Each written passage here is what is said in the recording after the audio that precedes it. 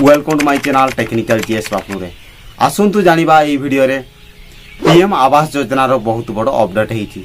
आपण जदि आवास योजना पाइया को चाहूचंती तो आपण ए वीडियो को शेष पर्यंत देखंतु कारण आवास योजना रो बहुत बड़ अपडेट हेछि। आपण जदि ए वीडियो को शेष पर्यंत जदि न देखिबे तो आपण किछि बुझी पारिबे नहीं बा किछि जानि पारिबे नहीं जहा फल कि आपण आवास योजना रो जहा भी किछि अपडेट आसी से विषय आपण जानि पारिबेनी परे आपनकर आवास योजना मध्ये आपण पाई पारिबे नहीं। आपण जदि एही अपडेट विषय रे न जानिबे तो सेति भी आपण को मु अनुरोध करूची एही अपडेट को शेष पर्यंत देखंतु एवं आपण को सांग साथी पाक को शेयर करंतु जेमति समस्त जानि पारिबे एही आवास योजना रो अपडेट विषय रे। आसंतु ताहले जानिबा आवास योजना रो कोन अपडेट हेछि। आपण जदि आवास योजना लाभ पाइया को चाहूचंती आपण जने योग्य हिताधिकारी आपण जने पीएम आवास योजना पाइया पे आपण जने योग्य हिताधिकारी आपण चाଳ छपर घरे रहउचंती आपण जने योग्य हिताधिकारी तो आपण पीएम आवास योजना बहुत सहज रे आपण पाई परिबे। एही आवास योजना पाइया पे आपण को कोन करिया को हेबो कोन करिया द्वारा आपण लाभ पाइबे सेही विषय रे फुल डिटेल्स एही वीडियो रे आमे आलोचना करिवु। तेणु आपण को मु अनुरोध करछि वीडियो को शेष पर्यंत देखंतु। आवास योजना रो बहुत बड़ अपडेट एही अपडेट आधार रे आपण को मिलुची 5 लाख टंका। आपण जदि पीएम आवास योजना रो लाभ पाइया को चाहूचंती आपण जदि घर तैयारी करिया को चाहूचंती तो आपण को सरकार देबे 5 लाख टंका। एही 5 लाख टंका केउ वर्गर लोकन को मिलिबो केउ मानन को मिलिबो सेही विषय रे जानिया को चाहूतले वीडियो को शेष पर्यंत देखंतु।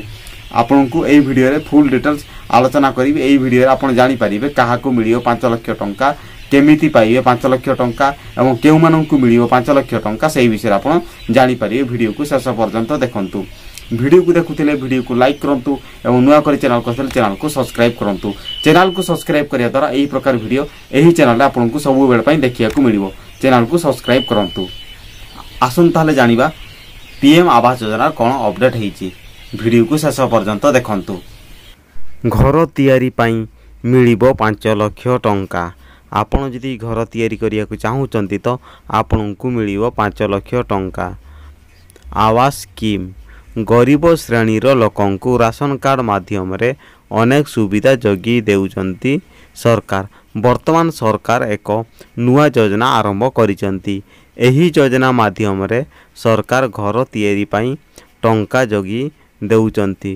गत मार्च 11 तारिख रु एही योजना शुभ आरंभ करा जाईची बा एही योजना द्वारा अनेक लोक घर पाउचंती 5 लाख टंकार घर मध्य निर्माण करूचंती। 6टी ग्यारंटी रो अंश भावे 4टी योजना आरंभ करि सारिथिबा राम गृह योजना को उच्चाभिलाषी भावे ग्रहण करिसंती। एही योजनार उद्देश्य हेउची राज्य रे प्रकृत भूमिहीन लोक रहिबा उचित नुहे। गत मार्च 11 रे सीएम इंदिरा आमा योजना आरंभ करिथिले। प्रथम पर्याय रे राज्यर प्रत्येक निर्वाचन मंडली पई 3500 घर मंजूर हेबो। जेउ मानकर खाली जमी अछि से मानकु घर निर्माण पई 5 लाख टंका सहायता दिया जीवो। अति कम रे हिताधिकारी माने 400 वर्ग फुट घर निर्माण करि पारिबे।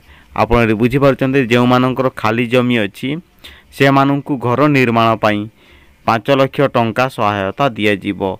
अति कम रे हिताधिकारी माने 400 वर्ग फुट घर निर्माण करि पारिबे। 4टी पर्याय रे एही योजना रे हिताधिकारी को सहायता प्रदान करने को सरकार निष्पत्ति नैचंती। प्रथम पर्याय रे से मानकर निजस्व जमी थिबा लोकन को घर तैयारी पई सहायता जगी दिया जीवो बोली घोषणा होईची। एहा परे जेउ मानक पाखरे घर तैयारी पई जागा नाही से मानकु सहायता जगी देवा पई सरकार निष्पत्ति नैचंती। हिताधिकारी मानकु प्रथम फाउंडेशन तैयारी पई 1 लाख टंका आर्थिक सहायता जगी दिया जीवो। एहा परे कांथ निर्माण कार्य शेष हेबा परे आउ 2 लाख टंका दिया जीवो। एहा परे छात निर्माण हेबा परे आउ 1 लाख टंका दिया जीवो। संपूर्ण निर्माण कार्य शेष हेबा परे बाकी 1 लाख टंका देबे सरकार। एही योजना द्वारा आपण पाई परिबे 5 लाख टंका घर तैयारी पे। आपण को घर तैयारी पे आपण को मिली पारिबो 5 लाख टंका। जो गरीब लोकंकर ଆପଣ ଏଠି ବୁଝିପାରୁଛନ୍ତି ଯେଉଁ ଗରିବ ଲୋକଙ୍କର ଘର ନାହିଁ ଏବଂ ରାସନ କାର୍ଡ଼ ଅଛି ସେମାନେ ଏହି ଯୋଜନା ପାଇଁ ଯୋଗ୍ୟ ବିବେଚିତ ହେବେ। ଆପଣଙ୍କର ଯଦି ରେସନ କାର୍ଡ଼ ଅଛି ଆପଣ ନିଶ୍ଚିତ ଭାବରେ ଏହି ଯୋଜନାର ଲାଭ ପାଇପାରିବେ। ଆପଣ ଜଣେ ଗରିବ ଆପଣଙ୍କର ଘର ନାହିଁ କିନ୍ତୁ ଆପଣଙ୍କର ରେସନ କାର୍ଡ଼ ଅଛି ତ ଆପଣ ପାଇପାରିବେ ଆବାସ ଯୋଜନାର ଲାଭ। ଯେଉଁମାନଙ୍କର ମାଟି ଚାଳ ଘର ଅଛି ସେମାନେ ମଧ୍ୟ ଏହି ଯୋଜନା ପାଇଁ ଯୋଗ୍ୟ ହେବେ। ଏହି ଯୋଜନା ପାଇଁ ପ୍ରଶାସନ ପକ୍ଷରୁ ହିତାଧିକାରୀ ମଧ୍ୟ ଚିହ୍ନଟ ହୋଇ ସାରିଥିବା ଖବର ରହିଛି। ମାଗଣା ବିଦ୍ୟୁତ୍ ଏବଂ ସବସିଡିଯୁକ୍ତ LPG ସିଲିଣ୍ଡର ଯୋଜନା ମଧ୍ୟ କାର୍ଯ୍ୟକାରୀ କରାଯାଇଥିଲା।